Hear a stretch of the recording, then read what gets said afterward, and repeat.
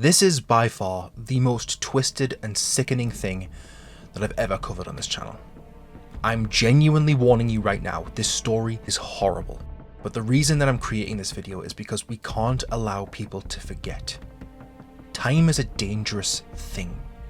They say that time heals all wounds, and quite frankly, it also covers things up as well. So rather than the typical preamble of like beating around the bush, let's just get into this. This is the story of the most vile excuse of a man to exist in modern times. This is the story of the man who caused the downfall of one of Britain's most popular rock bands, Lostprophets.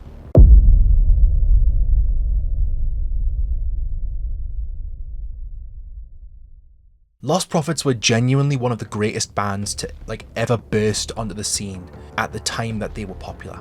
They found success in both hardcore rock fans and also in the mainstream. Throughout the years, the band consisted of guitarists Lee Gaze and Matt Lewis, bassist Stuart Richardson, keyboards and turntables were operated by Jamie Oliver, not that one, as well as various drummers throughout the years, going from Mike Chiplin to Ilan Rubin and finally Luke Johnson. As far as we're aware, they are all innocent parties in this. The focus of our story today is the lead singer, Ian Watkins. Formed on the back of another band that had disbanded, Watkins and guitarist Lee Gaze formed Lostprophets way back in 1997 in Pontypridd, Wales, and in 1999 they were signed to Visible Noise, an independent record label. Their first studio album, The Fake Sound of Progress, was released through this label in 2000 before it would be re-released by Columbia Records a year later. Between their first and second album, that untitled Start Something, they enjoyed moderate success in the UK and abroad. And you have to understand, anything with a slightly heavy guitar in it in the UK is incredibly hard to break through into the mainstream with in regards to singles and albums charts. But Lostprophets did it. The Fake Sound of Progress released at number 44 in the UK album chart, which is good for a debut rock album, and Start Something would be on the charts at number 4. Various singles from those albums did extremely well over here too, with Burn Burn, Wake Up Make a Move, Last Summer and Last Train Home all breaking into the top 20 in the UK, with Last Train Home even hitting number 1 on the US Alternative Airplay chart. But when Liberation Transmission hit the store shelves, that would be when the band's greatest success would come. Number 1 in the UK mainstream album chart. The main song from that album, Rooftops, a Liberation broadcast, would again hit the UK singles charts at their joint best position of number 8, tied with Last Train Home. They would go on to release a bunch more singles across 2 more albums before the band would come to an end. And oh, fucking hell. Ugh. This case is not only one reeking of depravity and the worst of humanity, but it also is a total indictment of the UK's justice system. Before the investigation into Watkins even began, his ex-girlfriend, Joanne Majelix, reported him to South Wales Police in December of 2008 and would later be interviewed by them in March of 2009. The report went uninvestigated despite Joanne telling them that she had had a message on her phone from Watkins expressing his desire to SA children. The message said, "Wish list, rape a 12-year-old, f 2 underage twins." Watkins wouldn't be arrested until 2012, but we're getting ahead of ourselves. That wasn't the first time Joanne had reported him, and she wasn't the only one. An Australian woman came forward to the police accusing him of assaulting her child, but the authorities again did not follow through. Joanne would also learn of Watkins abusing a child in California whilst Lostprophets were over there recording the album The Betrayed in 2009. She got into contact with the parents of said child, and those parents had said that they had made a report to the Welsh authorities, but yet again, nothing happened. 9 months later, Watkins is back recording in Los Angeles. He started telling me about this 5-year-old girl that he's been raping on a regular basis in Los Angeles. And I asked him whose child it was, and he said, oh, she's just some obsessed junkie mum. And that's the first time he'd ever mentioned, using a fan's child. Watkins sent 3 indecent images to her BlackBerry phone. A shocked Joanne got back in touch with South Wales Police with fresh concerns. She was referred back to the same child protection unit at Pontypridd police station and the same detective sergeant. Was it that he just didn't believe you? Maybe he thought, but why would I make that up? In the end, Watkins would initially be arrested on drug charges. Watkins was in deep with drugs, regularly smuggling cocaine and meth from LA to the UK, something several of his friends would report to the police and would finally take some form of action, and he would be arrested in June of 2012. He would be released on bail shortly after, but would be arrested yet again, this time in November 2012, on drug possession and a separate allegation of possessing a CSAM image on his phone. I'm not actually going to be saying the actual words for what these are, so I'll be using the abbreviations that are widely used on the internet today. He pleaded not guilty to the CSAM charge and was granted bail yet again. And bail isn't the same in the UK as it is in the US. In the US, a bail bond hearing will be held, a price is set, the bond is paid, and you're allowed to leave to go back to your home until a set date, at which point you either surrender to the authorities or they come and pick you up and take you back to jail. In the UK, however, they just let you go for free and give you a date, and you just have to show up on that date. So it's very trusting on the accused. By this point, Watkins' relationship with his bandmates was strained, to say the least. The drug abuse was alienating himself from the other lads to the point where he had a separate dressing room to the other guys. At one point, he missed a show, and the band's bassist, Stuart Richardson, is quoted as saying he came off stage absolutely livid at the situation and got onto the tour bus, where he finds Watkins just there when he's supposed to be on stage. Watkins gave him some verbal abuse, to which Richardson beats the ever-living out of him with a barrage of punches, and even going as far as to hit him with a can of Monster energy drink. That was in response to missing a show. Imagine what would have happened if he had known what Watkins had been doing behind the closed door of his private dressing rooms, a location that is cited as being a prime location for which a lot of CSA was carried out by Watkins.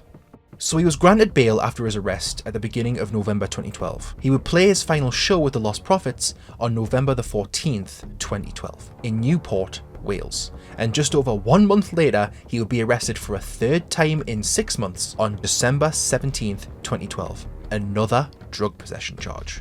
This time, however, the police, possibly in relation to the earlier charge of suspected possession of CSAM, South Wales Police searched his home and his personal computer, and what they found must have made their blood run cold. Joanne had been right. They found a ton of CSAM stored on his computer. 2 days after his final arrest, he would be charged at Cardiff Magistrates Court with conspiracy to engage in sexual activity with a 1-year-old. As well as the possession of and or the distribution of CSAM and ASAM. I've made that up, that's the same thing as CSAM, but with animals. And it was described as extreme in nature. He'd also been arrested alongside two people who were helping this in his horrendous activities. And those two people were women. I don't know why it does, but the fact that they're women makes this so much worse. These two women were referred to as Woman B and Woman P throughout the trial. Their identities protected from the public for some reason. Watkins would plead not guilty to the accusations, and the trial would eventually start taking place on the 25th of November 2013. What would come out as evidence against him is nothing more than heartbreakingly shocking. On the 26th of November, Watkins would change his plea to guilty on attempted rape and CSA of a child under the age of 13, but denied going through with it. This was accepted by the prosecution. He would also plead guilty to 3 counts of CSA on children, 6 counts of taking, making, or possessing CSAM, and 1 count of extreme animal photo possession. He even sent a text to the mother of one of his victims, saying, "If you belong to me, so does your baby."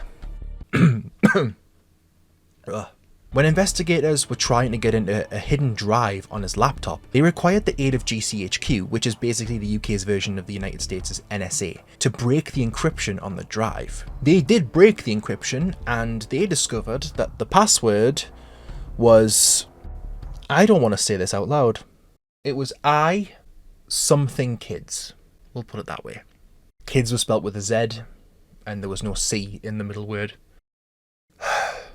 In an act of the utmost stupidity on this already shitty excuse of a human being, Watkins would have a phone call with a female fan, just named Samantha, during the trial, while in jail. This call was recorded, transcribed, and read aloud for the entire court to hear. In the call, Watkins would deny being a paedophile, and said, "I'm going to put out a statement on the 18th just to say it was mega lols. I don't know what everyone is getting so freaked out about. It was like either I go up there and say, come on, it was not that bad, nobody got hurt, or try to win them over with my charm and end up saying, I was off my head and don't remember anything." This is making me angry. He would go on to insist that no baby had ever been harmed by him, and when this Samantha person had told him that everything he was saying didn't sound like a good idea, he replied, "It is just lol now. Just lol now." Lol. As in, laugh out loud. What in the ever-loving fuck is lol about this? The investigation would discover a total of 90 CSAM images, 22 ASAM images as I'm calling them, and of those 90 CSAM images, 21 of them fell into a level 4 grade and 24 of them fell into a level 5 grade. Yes, in the UK, CSAM is graded on a scale of 1 to 5, with 5 being the highest and most severe level. The fact that we even have that is f***ing horrific. And believe me, this gets so much worse. I was going to say it gets worse before it gets better, but there's really no better here. Maybe a little bit. In addressing a woman simply referred to as B, the judge is quoted in court outlining what part she played with Watkins. I feel like I'm going to throw up. She had explicitly detailed chats with Watkins over the CSA that they were going to subject a poor and defenseless baby to. A baby that she was the mother of. Watkins sent a text to B on March 21st, 2012 saying, "Come down this weekend and we can come up again." With her replying, "Tell me you want to get Tell me you want to get something in our boy. Oh, for fuck's sake." While previously she had mentioned getting the infant high on ice, and ice is meth for the uninitiated. He details a night in April where the two had met up at the K West Hotel in London, where she basically just handed her baby over to this monster, and the events of which would be recorded by him. I'm not going to read aloud the full extent of that portion of the court document because I fucking threw up after reading it. I still feel like I'm going to. The judge further details a text sent to B which read, "To be honest though, I think we've gone easy on him so far. They jointly, knowingly and horrendously performed CSA on a baby. Together. What kind of fucking mother does that? There are hundreds, thousands, millions of women out there who can't, for one reason or another, have a baby of their own, and yet this absolute monster did this?" The death penalty was abolished in the UK with the incorporation of the Human Rights Act, the final execution taking place on August the 13th, 1964. Bring it the fuck back. The judge then addresses a woman simply referred to as P. This is the woman that Watkins had tested, saying that if she belongs to him, so does her baby. She would reply to that message saying, "Understandable. A woman-daughter slave duo worshipping you."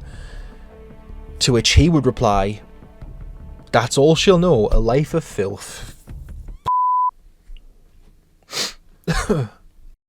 They referred to this baby a bunch of times in saying making the infant take crack cocaine, wanting something with animals. And she, the baby's own fucking mother, texted Watkins saying she needs to know mummy and daddy don't love her.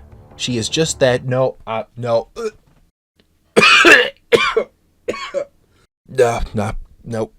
P even went as far as to commit CSA on webcam chats with Watkins. Like, what the f***, man?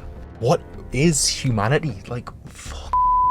The judge, Mr. Justice Royce, would would have to go on detailing all of the counts of the charges in relation to the evidence. And I wholeheartedly hope that man had some serious therapy after this, because of everything he had to read out is just fucking horrific. The court document is a transcript. It's all what he said. Watkins would be sentenced to a custodial term of 29 years in prison with a further 6 years of extended license, with the eligibility of parole in 2031. People like this should never be allowed to breathe again, never mind walk freely in f***ing society. The women in this trial, B and P, were sentenced to 14 and 17 years imprisonment respectively. A lot of what happened could have been prevented by the police had they just acted back in 2008 when Joanne had just first approached them. South Wales Police, you can hang your f***ing heads in shame. I mean, they've came out since and stated that a lot of people had been making false allegations against Ian, and to be honest, how many now can you say were false? Genuinely, how many? How many 13, 14, 15, 16-year-olds going to their first gigs do you think Watkins took back to his dressing room? That's on you. That's on f***ing you. Another 10 months would be added to Watkins' sentence after he was found to have been in possession of a phone hidden in his cell, complete with the charger.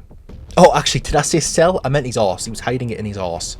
Despite everything, Watkins has somehow managed to maintain some sort of strange, not popularity, obsession, I guess, with young women.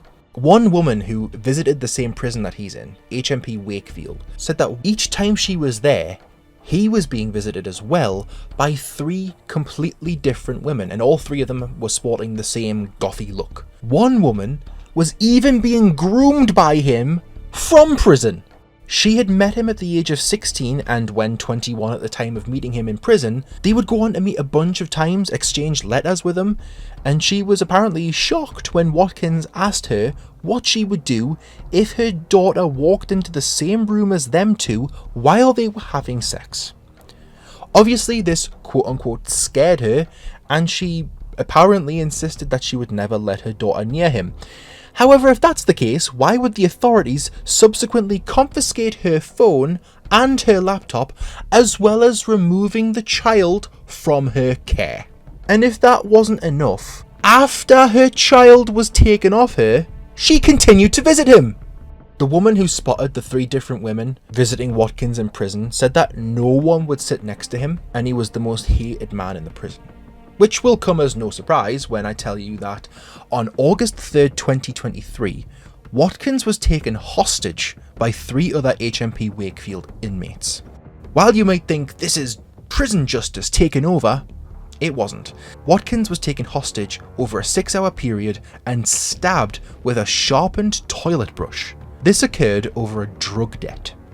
He'd somehow racked up £900 worth of drug debt, and according to the book Life Behind Bars in the Monster Mansion by Jonathan Levy and Emma French, rough justice is particularly likely for paedophiles in prison.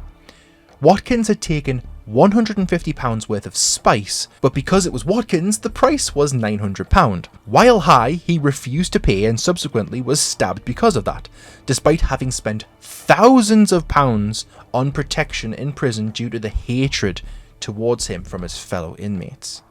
Look, that's the story of the worst of the music industry. Look, normally I'd say, look, that was the story of... No, that's it, it's done. But with everything going on with Diddy at the moment, and everything he's been investigated for, like racketeering, trafficking, drugs, murder, rape, everything, I think time is a dangerous thing. Sure, Diddy could be convicted, but there'll still be people listening to his music on Spotify in droves. People still listen to Lostprophets, and while it sucks for the rest of the band, who maintain they knew nothing, which is plausible considering how much he'd separated himself from them, these people need removing from music services. No amount of money, even if it's small, should be going to these people. Sure, there are massive singers and bands who've been on the wrong side of the law. The assaults, the drugs, the DUIs, anything like that. Yes, they are bad, extremely bad, but they don't hold a candle to what Watkins did. And if his behaviour while incarcerated is anything to go by, there is zero chance that when he gets out, he'll be reformed. None. I'm putting that on record now. Zero chance. Time is dangerous because it leads to things like this. That is an image of someone wearing a Lostprophets jacket in 2024. Like, if you get in my car, plug in the aux cord, and start blasting Last Train Home out my speakers, I'm throwing you out the car and leaving you at the side of the road. And what happens to you happens. If you continue to listen to a child molester's voice, you're scum. Fuck you. Thank you for watching. Like, comment, whatever. See you in the next one.